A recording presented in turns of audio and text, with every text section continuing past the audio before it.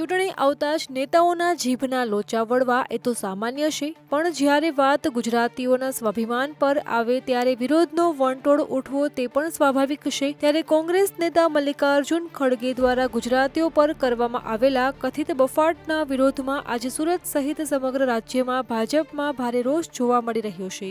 સુરતના Adajan Gujarat case circle ખાતે શહેર ભાજપ પ્રમુખ અને પૂર્વ મેયર સહિતના દિગ્ગજ નેતાઓ મોટી સંખ્યામાં મૌન ધરણા પર ઉતર્યા હતા।